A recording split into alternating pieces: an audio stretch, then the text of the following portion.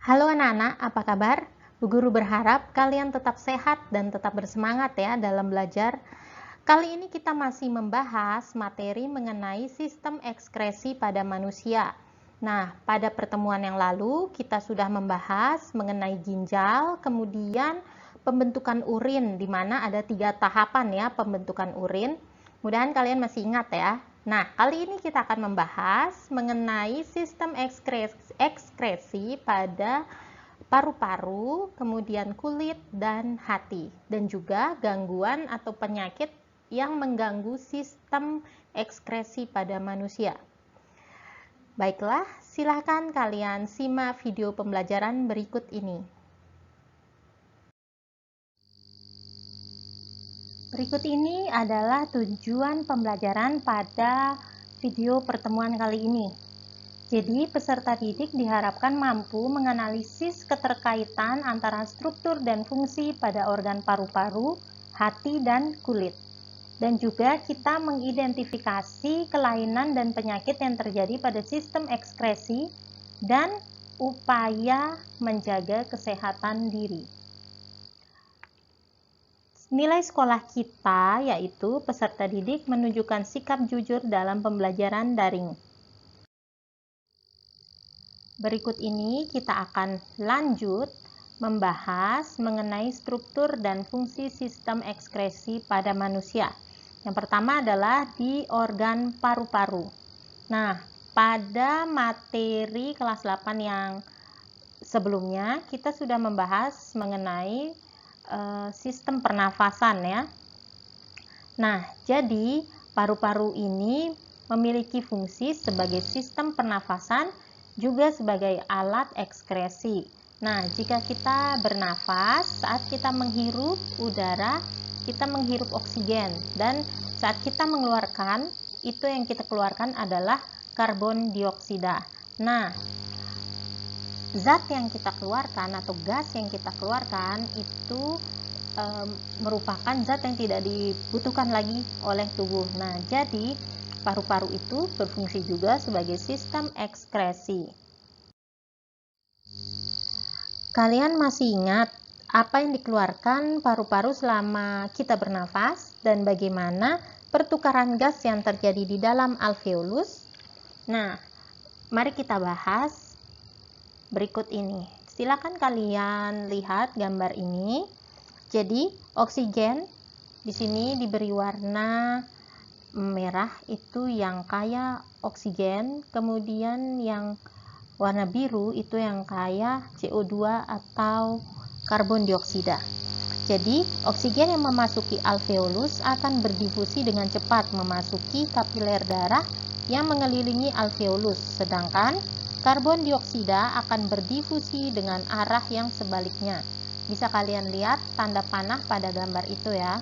Jadi yang keluar itu yang kaya O2 dan yang masuk itu yang kaya CO2. Darah pada alveolus akan mengikat oksigen dan mengangkutnya ke jaringan tubuh. Di dalam pembuluh kapiler dalam jaringan tubuh, darah mengikat karbon dioksida untuk dikeluarkan bersama uap air. Berikut ini adalah reaksi kimia yang tadi Bu Guru sudah jelaskan. Jadi, glukosa dilambangkan dengan C6H12O6 ditambah dengan oksigen dilambangkan dengan O2 akan menghasilkan karbon dioksida, CO2, dan air H2O. Selanjutnya kita akan masuk pada organ hati. Nah, hati ini berfungsi sebagai sistem pencernaan. Selain sebagai sistem pencernaan, hati juga berfungsi sebagai alat ekskresi. Jadi, hati juga sebagai sistem ekskresi atau alat ekskresi pada manusia. Hati mengekskresikan zat warna empedu yang disebut dengan bilirubin.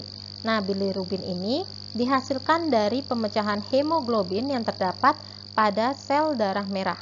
Sel darah merah ini hanya memiliki waktu hidup antara 100 sampai 120 hari karena sel darah merah tidak memiliki inti sel dan membran selnya selalu bergesekan dengan pembuluh kapiler darah. Karena tidak memiliki inti sel, jadi sel darah merah tidak dapat membentuk komponen baru untuk menggantikan komponen sel yang rusak. Berikut ini kita akan bahas bagaimana proses pemecahan sel darah merah. Sel darah yang rusak akan dihancurkan oleh makrofag di dalam hati dan limpa. Hemoglobin yang tergantung dalam sel darah merah dipecah menjadi zat besi, globin, dan hemin. Zat besi selanjutnya dibawa menuju sumsum merah tulang untuk digunakan membentuk hemoglobin baru. Nah, kalau globinnya dipecah menjadi asam amino yang digunakan dalam pembentukan protein lain. Kemudian hemin diubah menjadi zat warna hijau yang disebut dengan biliverdin.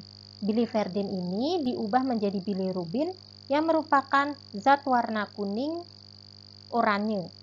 Bilirubin selanjutnya dikeluarkan bersama getah empedu. Getah empedu dikeluarkan ke usus 12 jari kemudian menuju usus besar.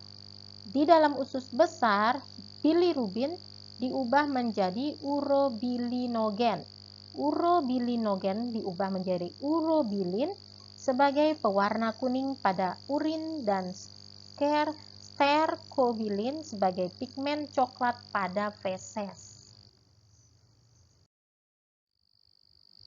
Berikutnya adalah kulit. Kulit berfungsi menjaga suhu tubuh, mengeluarkan zat sisa metabolisme atau alat ekskresi. Jadi sisa metabolisme yang dikeluarkan oleh kulit adalah keringat. Yang berikutnya berfungsi melindungi jaringan di bawahnya dari kerusakan-kerusakan fisik karena gesekan, penyinaran, berbagai jenis kuman dan zat kimia berbahaya. Nah, selain itu juga berfungsi untuk mengurangi kehilangan air dalam tubuh dan menerima rangsang dari luar.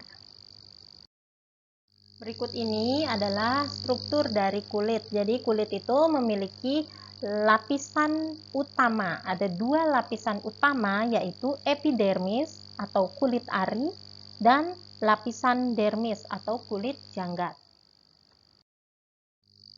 Lapisan yang pertama dari kulit yaitu lapisan epidermis atau nama lainnya kulit ari. Ini adalah lapisan yang paling luar dan di situ tidak terdapat pembuluh darah maupun serabut saraf.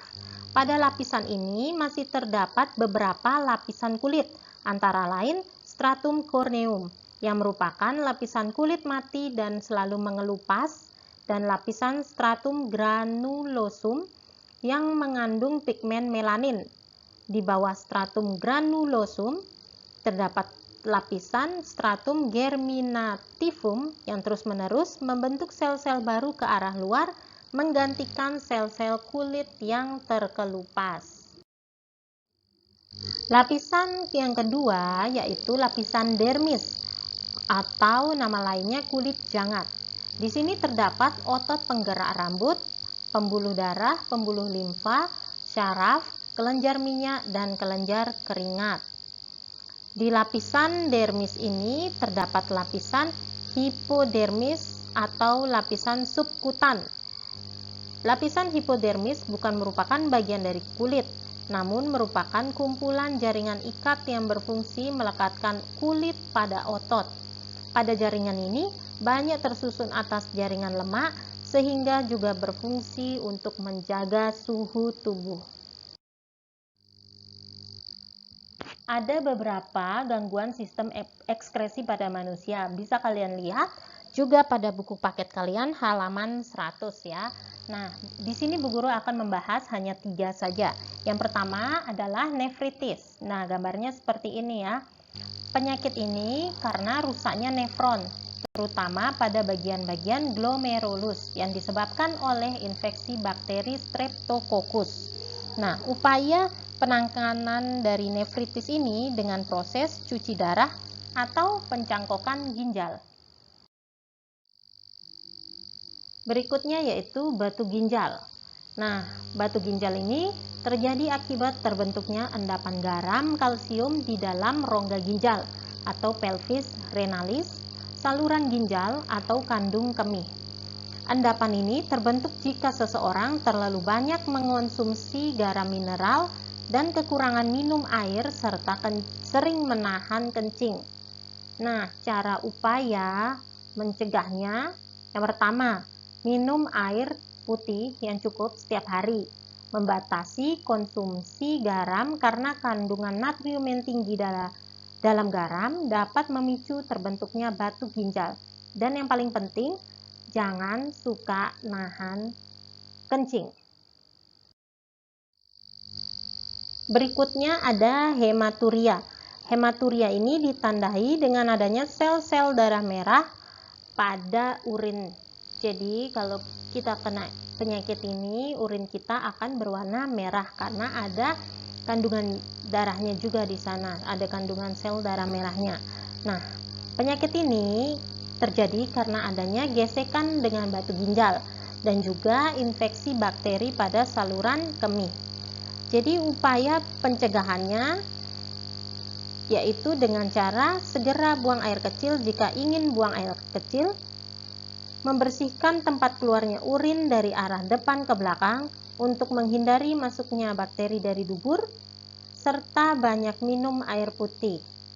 Nah, jika orang yang terkena penyakit ini akibat dari bakteri, adanya bakteri, maka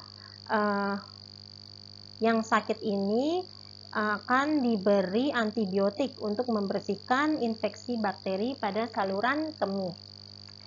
Itu tadi pembahasan kita mengenai sistem ekskresi pada manusia dan juga ada gangguan pada sistem ekskresinya juga. Bagi kalian yang masih belum paham pada beberapa bagian yang Bu Guru sudah jelaskan, boleh kalian bertanya langsung lewat GCR atau chat pribadi. Bu Guru akhiri pertemuan kita kali ini. Tetap sehat, tetap bersemangat dalam belajar. Jangan lupa tetap menjaga jarak, mematuhi 3M ya. Bu Guru akhiri pertemuan kita. Sampai jumpa lagi.